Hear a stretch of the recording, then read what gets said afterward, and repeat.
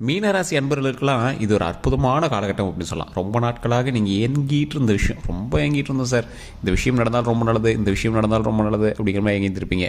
பெண்களாக இருந்தால் உங்களுக்கு 90% வாய்ப்புகள் இந்த டைம் உங்களுக்கு இருக்குது. நீங்கள் எது கவர்மெண்ட் வேலைக்கு ஆசைப்படுறீங்களா, திருமணம் ஆகணும்னு ஆசைப்படுறீங்களா, குழந்தை பேருக்கு ஆசைப்படுறீங்களா, சொத்து சேர்க்கணும்னு ஆசைப்படுறீங்களா, ஃபினான்ஷியலாக ஒரு குறிப்பிட்ட வேலையில் உட்காரணும்னு ஆசைப்படுறீங்களா, இது எல்லாத்துக்குமே 90% மேலே வாய்ப்புகள் இருக்குது.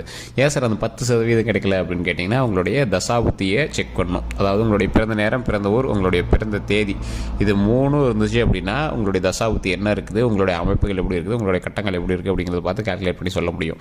ஸோ அதே மாதிரி ஆண்களுக்கு கிட்டத்தட்ட 70% மேலே வாய்ப்பு இருக்குது. ஏன் சார் அந்த 30% என்ன ஆச்சு அப்படின்னு கேட்டிங்கன்னா, 30% ஒரு முக்கியமான விஷயம் ஒன்று இருக்குதுங்க. அந்த 30% அப்படிங்கிறது சாதாரணமாக யாரும் சொல்ல கிடையாது. ஒரு ராசிக்கு இத்தனை நாட்கள், இத்தனை வருடங்கள் இப்படி இருக்கணும் அப்படிங்கிறது ஒரு ஐதீகம். இத்தனை நாட்கள், இத்தனை வருடங்கள் இப்படி இருக்கணும் அப்படிங்கிறது உங்களுடைய கட்டத்தின் அடிப்படையில் அமைஞ்சிருக்குது. இதில் என்ன ஒன்று அப்படின்னா, எந்த தான் உங்களுக்கு கட்டம் சொல்லுச்சு அப்படின்னாலும் உங்களுக்கு ஒரு முக்கியமான விஷயம் ஒன்று இருக்குது. கட்டத்தின் அடிப்படையில் உங்களுக்கு சில பிரச்சனைகள் நடந்துகிட்ருக்கு அப்படின்னா, அடுத்து என்ன நடக்க போகுது அப்படிங்கிறது உங்களுக்கு தெரிஞ்சிச்சு அப்படின்னா ஆட்டோமேட்டிக்காக உங்களுக்கு அந்த ப்ராப்ளத்தை சால்வ் பண்ண முடியுதோ இல்லையோ அதில் தப்பிச்சிக்க முடியும்.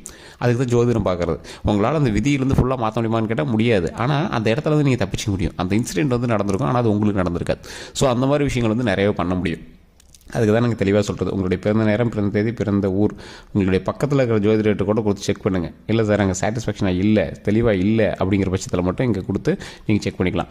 இந்த ராசிக்காரர்களுக்கு அடித்தா ஜாக்பாட்டு இல்லை உளுந்தா கீழே தான், அப்படி தான் இருக்கும். நீங்கள் உங்களோட லைஃப்லேயே செக் பண்ணி பாருங்கள், உங்களோட ஹிஸ்ட்ரி எடுத்து செக் பண்ணி பாருங்கள். அதாவது உங்களுடைய வாழ்க்கையில் இது வரைக்கும் நடந்த விஷயங்களை எடுத்து செக் பண்ணி பாருங்கள்.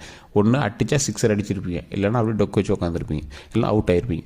ஸோ இந்த மாதிரி தான் உங்களுடைய வாழ்க்கை அடித்தா டாப்பு இல்லைனா கீழே, அந்த மாதிரி தான் போயிட்டு இருந்திருக்கும். நடுநிலையான வாழ்க்கையை தான் சார் ஒரு சிலர் மெயின்டைன் பண்ணிகிட்டு இருக்கோம் அப்படின்னு பார்த்தீங்கன்னா, உங்களுக்கு போதிய ஃபினான்ஷியல் சப்போர்ட் இருக்காது. இந்த மீனராசிக்காரர்களுக்கு எப்பயுமே அப்படி தான். அதே மாதிரி விஷப்பூச்சிகளால் தாக்கக்கூடிய சில நபர்களில் இந்த மீனராசிக்காரர்களும் ஒன்று.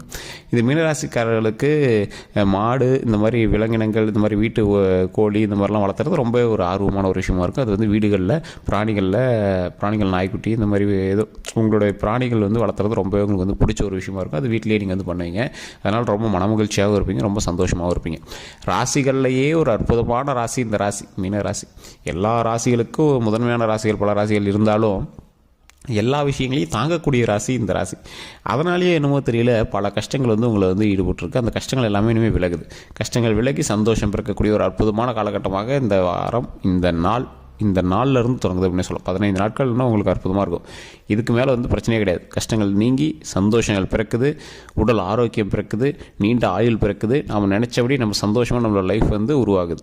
ஸோ இந்த காலகட்டத்தில் நீங்கள் தொழில் ரீதியாகவும் சரி, மன மகிழ்ச்சியாகவும் சரி, நீங்கள் எந்த ஒரு விஷயத்தை ஏற்படுத்துனீங்க அப்படின்னாலும் அது சக்ஸஸாக தான் முடியும். ஆனால் ஒன்றே ஒன்று தான், உங்களை ஆட்டி வைக்கக்கூடிய கிரகங்கள் சிலது இருக்குது. அது உங்களை ஆசையை தூண்டி வளையல் சிக்க வைக்கிறதுக்கான வாய்ப்புகளும் அதிகம். அப்போனா யாருக்கிட்ட இதாக இருக்கணும், தேர்ட் பர்சன், உங்கள்கிட்ட தேர்ட் பர்சன் ஒருத்தர் இருப்பார். அந்த தேர்ட் பர்சன் உங்களை ஏதாவது சொல்லி ஆசையை அதிகமாக காட்டி அதை பண்ணுங்கள் இதை பண்ணுங்கள், உங்களுக்கு டைம் நல்லா இருக்குது அதுன்னு சொன்னாங்க அப்படின்னாலும் அதீத முதலீடுகள் போடக்கூடிய விஷயத்தில் கொஞ்சம் ஜாக்கிரதையாக இருங்க. செக்யூரிட்டி பண்ணக்கூடிய விஷயத்துலையும் ஜாக்கிரதையாக. செக்யூரிட்டின்னு என்ன சார், வேறு யாரோ ஒருத்தன் தொழில் பண்ணுறான், அவன் கடை வாங்குறான், அதுக்கு நீங்கள் ஜாமீன் கொடுப்பீங்க. இந்த மாதிரி கொடுத்தீங்கன்னா கண்டிப்பாக மாட்டிக்கிங்க.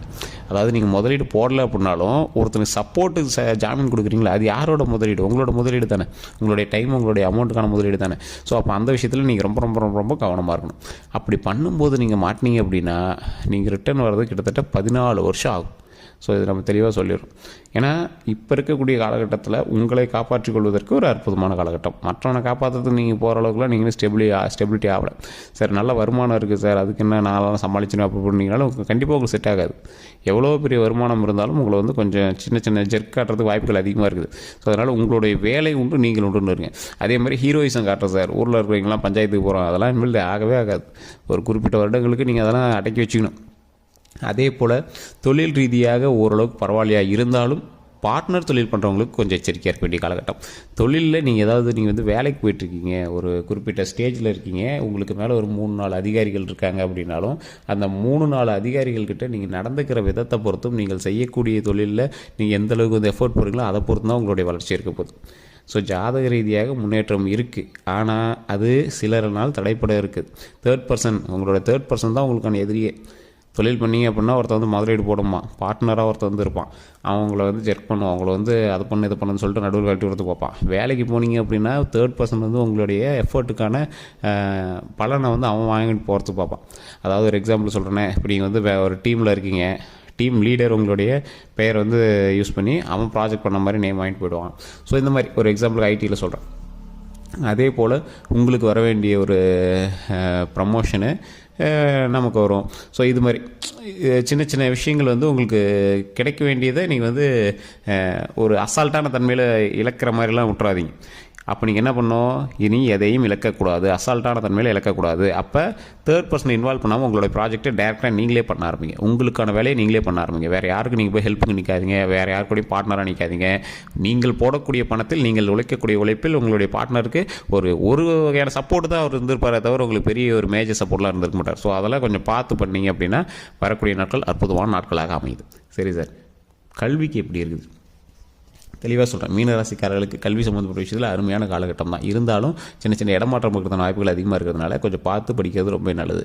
குழந்தைகள் பெண்களாக இருக்கீங்க அப்படின்னா கல்வியில் மட்டும் கான்சன்ட்ரேட் பண்ணுறது ரொம்ப நல்லது. வேறு எதுலேயும் நீங்கள் வந்து கான்சன்ட்ரேட் பண்ணவே கூடாது. இந்த காலகட்டத்தில் தேவையில்லாமல் பேர் கட்டுறதுக்கான வாய்ப்புகள் அதிகமாக இருக்கிறதுனால நீங்கள் வேறு எதுலேயும் வந்து கான்சன்ட்ரேட் பண்ணக்கூடாது. படிப்பு உண்டு, நீங்கள் உண்டு அப்படின்னு இருக்கணும். 18 வயதுக்கு உட்பட்டவர்கள், அதே மாதிரி 18 வயதுக்கு மேற்பட்டவர்கள் இருக்கீங்களா, வேலைக்காக தேடி இருக்குது சார், காலேஜ் போகிறதாக பார்த்துட்டு இருக்கு சார் அப்படிங்கிறீங்களா, தற்போதைய நிலைமையில் இடமாற்றம் இருக்கிறதுக்கான வாய்ப்புகள் அதிகம். உங்களுடைய இடத்துல இருந்து நீங்கள் வேறு ஏதாவது ஒரு இடத்துல இருந்து தங்கி படிப்பீங்க. அப்படி இல்லை அப்படின்னா வேறு ஒரு இடத்துல நீங்கள் வந்து பணிக்கு மாறுவீங்க. இல்லை உங்களுக்கு வந்து ப்ரமோஷனோ இல்லை ட்ரான்ஸ்ஃபரோ வந்து கிடைக்கிறதுக்கான வாய்ப்புகள் 100% இருக்குது. அப்படி கிடைக்கும் பட்சத்தில் உங்களுக்கு அது நன்மையாக தான் போய் முடியுதே தவிர லாஸாக போகல. ஸோ இப்போ நீங்கள் என்ன பண்ணோம், கல்வி சம்மந்தப்பட்ட விஷயங்கள், தொழில் சம்மந்தப்பட்ட விஷயங்கள் நல்லா இருக்குது. அது எந்த அளவுக்கு நீங்கள் கவனமாக பார்க்குறீங்களோ அந்தளவுக்கு நீங்கள் வந்து கவனமாக பார்த்துட்டீங்க அப்படின்னா நன்மை உண்டு. தொழில் ரீதியான விஷயங்களில் நீங்கள் என்ன தான் பண்ணீங்க அப்படின்னாலும் உங்களுக்கு ஒரு ஜர்க்கு காட்டி தான் விடும். அதனால் நீங்கள் என்ன பண்ணுறீங்க, எஃபர்ட்டை 100 மடங்கு போடுறீங்க. ஏற்கனவே ஒரு 50% போட்டிருக்கு சார்னா இனிமேல் 100 மடங்கு போடணும். மே மாதத்துக்கு மேலே ஓரளவுக்கு பரவாயில்லையா இருந்தாலும் வரக்கூடிய காலகட்டங்கள் அந்த 3 மாத காலங்கள் நம்ம என்ன சம்பாதிக்காமலாம் இருக்கக்கூடாது இல்லை. ஸோ சம்பாரிச்சே ஆகணும். அப்போ சம்பாரிச்சு ஆகணும் அப்படிங்கும்போது பழைய எஃபர்ட்டோட 100 மடங்கு அதிகமாக போடுங்க. அந்த எஃபர்ட் அதிகமாக போடும்போது அதற்கான உழைப்பில் ஒரு 50% மேலேயாவது உங்களுக்கு கிடைக்கும். உழைப்புக்கான ஊதியம் கிடைக்கும். இப்போ ஒரு எக்ஸாம்பிளுக்கு நீங்கள் இந்தியாவில் வேலை பார்த்து வரக்கூடிய வருமானத்துக்கு வெளிநாட்டில் வேலை பார்த்து வரக்கூடிய வருமானத்துக்கு வித்தியாசம் இருக்குல்ல, அந்த மாதிரி இங்கே உங்களோட உழைப்புக்கான ஊதியம் வேறு, அந்த இடத்துல உங்களோட உழைப்புக்கான ஊதியம் வேறு. அதே நீங்கள் இந்தியாவிலேயே வேறு ஒரு பெரிய கம்பெனியில் இந்த உழைப்பு உழைச்சி தான் நான் பல லட்ச ரூபா சம்பாரிச்சுன்னு இருப்பீங்களே, அந்த மாதிரி. ஸோ உங்களுக்கான உழைப்புக்கான ஊதியம் இந்த டைமில் உங்களுக்கு கொஞ்சம் கம்மியாக கிடைச்சாலும் வரக்கூடிய காலகட்டங்களில் ரொம்ப அதிகமாக கிடைக்கும். ஸோ அந்த மாதிரி தான் மீனராசிக்கு வந்து கட்டங்களே அமைஞ்சிருக்குது. அதை வந்து ஃபஸ்ட்டு தெரிஞ்சுக்கணும். உங்களுடைய தசாபுத்தி எப்படி இருக்குது அப்படின்னு தெரிஞ்சுக்கணும். உடல் ரீதியான விஷயங்களில் மட்டும் நீங்கள் எச்சரிக்கையாக இருங்க மீனராசி. இதுதான் முன்னாடியே சொல்லணும்னு நினச்சேன். உடல் ரீதியான விஷயத்தில் ரொம்ப ரொம்ப எச்சரிக்கையாக இருக்கக்கூடிய ஒரு காலகட்டம். ஸோ உடல் ரீதியான விஷயங்கள் ஒவ்வொருத்தருக்கும் என்ன பண்ணுதுன்னே தெரியல சார் அப்படின்னு சொல்லிட்டு இருப்பீங்க. அதாவது இந்த டைம் எப்படி பண்ணுதுன்னு தெரியல, என்ன பண்ணுதுன்னு தெரியல அப்படிங்க. உடல்னால் ஆரோக்கியமாக இருக்கும், ஒன்றும் பிரச்சனைலாம் கிடையாது. நீட்டான உடல் ஆரோக்கியம், நீண்ட ஆயுள் உண்டு. அதனால் நீங்கள் கவலைப்பட தேவையில்லை. இருந்தாலும் சார் அங்கே கொடை சார் இங்கே கொடை சார்னு இருப்பீங்களே, என்ன பண்ணே தெரியல சார், டாக்டர் போய் கேட்டால் எதுனே தெரிலங்கிறாங்க அப்படிங்க. தலையிலேருந்து கால் வரைக்கும் குறிப்பிட்ட இடத்துல வலி இருக்கும், குறிப்பிட்ட இடத்துல ஒரு மாதிரி இருக்கும். அதுக்கோசரம் அடிக்கடி டாக்டர் போய் செக் பண்ணிங்க, டேப்லெட்ஸ் அது பிடிங்க. இருந்தாலும் உங்களுக்கு சாட்டிஸ்ஃபேக்ஷன் கிடச்சிருக்காது. என்னடான்னு பார்த்தா டாக்டர் போய் செக் பண்ணி பார்த்தா அதில் ஒன்றும் இல்லை சார், அதில் சார் இது சார் உங்களை வந்து ஸ்கிப் பண்ணுறது தான் பார்ப்பாங்களே தவிர அது வந்து ஒரு பெரிய விஷயமாகவே கருத மாட்டாங்க. உங்கள் வீட்லேயுமே வந்து என்ன இப்படியே சொல்லிட்டே இருக்கிற அப்படின்னு தான் நினைப்பாங்களே தவிர அதுக்கான ஒரு அவுட்புட் வந்து உங்களுக்கு கிடச்சிருக்காது. என்ன ரீசன் உங்களுக்கு வந்து தெரிஞ்சிருக்காது. அந்த மாதிரி விஷயங்கள். நைட்டு தூங்கினா தூக்கம் வராது உங்களெலாம். சில குழப்ப விஷயங்களே உங்களோட மைண்டில் வந்து ஓடிட்டுருக்கும். அந்த மாதிரி விஷயங்கள், தனியாக பேசக்கூடிய விஷயங்கள், இது எல்லாமே குறிப்பிட்ட காலகட்டங்களுக்கு கிரகத்தினுடைய அமைப்பினால் உங்களை வந்து அப்படி வதக்குது அப்படின்னு அர்த்தம். ஸோ அது எல்லாமே கூடிய விரைவில் சரியாகக்கூடிய ஒரு காலகட்டம். இருந்தாலும் உடல் ஆரோக்கியத்தில் கவனமாக இருக்கணும், வண்டி வாகனங்களில் கவனமாக இருக்கணும். அதனால் தேவையில்லாத முதுகெலும்பு சம்மந்தப்பட்டது, கால் எலும்பு சம்மந்தப்பட்டது, முட்டி சம்மந்தப்பட்டது, இந்த மாதிரி விஷயத்தில் ரொம்பவே கவனமாக இருங்க. வண்டி வாகனத்தில் போகும்போது கீழே விழுவாமல் கொஞ்சம் பார்த்து பத்திரமா போய்ட்டு ரொம்ப நல்லது. வண்டியில் ஸ்டண்ட் பண்ணுறது, வேறு வண்டி வாங்கி நீங்கள் ஓட்டுறது, உங்கள் பேரில் இருக்கிற வண்டி வேறு ஒருத்தர் ஓட்டுறது, இதெல்லாம் வந்து தயவு செய்து தவிர்த்துக்கோங்க. தொழில் ரீதியான விஷயங்களும் வரக்கூடிய நாட்கள் நல்லா அமைய போகுது. தொழிலில் நீங்கள் எந்தளவுக்கு ஸ்டெப் எடுக்கிறீங்களோ அந்தளவுக்கு நன்மை உண்டு. ஸோ அதனால் தொழிலை மட்டும் கொஞ்சம் பார்த்து பொறுமையாக பண்ணுங்கள்.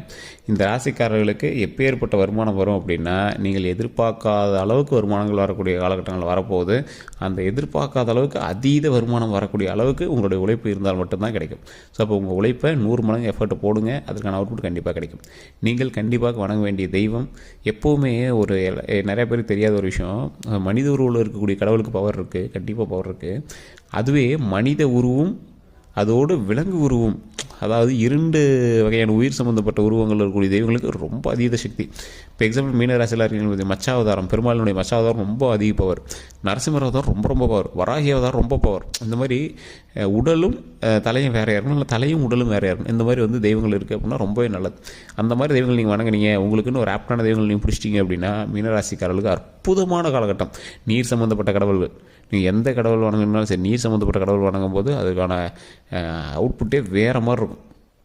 ஸோ இந்த மீனராசி அன்பர்கள் தயவு செய்து நீங்கள் வணங்கக்கூடிய தெய்வங்கள் 2 உயிர்களை கொண்ட தெய்வங்களாக, அதாவது உடலும் தலையும் வேறு வேறு இருக்கக்கூடிய தெய்வங்களாக வணங்கினா ரொம்ப பெரிய விஷயம். அதே மாதிரி மச்சாவதாரத்தில் இருக்கக்கூடிய பெருமாளை வணங்குனீங்க அப்படின்னா ரொம்ப ரொம்ப நல்லது. ஸோ இந்த ராசிக்காரர்கள் கண்டிப்பாக அதை செய்யுங்க. ஒரு 10 பேருக்காவது மாதத்தில் ஒரு டைம் அன்னதானம் பண்ணுங்கள், அது ரொம்பவே நல்லது. இதை விட உங்களுக்கு நன்மைகள் அப்படின்னா வரக்கூடிய காலகட்டம் எப்படி இருக்குது அப்படின்னு பார்க்கணும் அப்படின்னா உங்களுடைய பிறந்த தேதி, பிறந்த நேரம், பிறந்த ஊர், உங்களுடைய ஜாதகத்தை கொடுத்தீங்க அப்படின்னா ஆட்டோமேட்டிக்காக சொல்லிடுவோம். கீழே டிஸ்கிரிப்ஷன்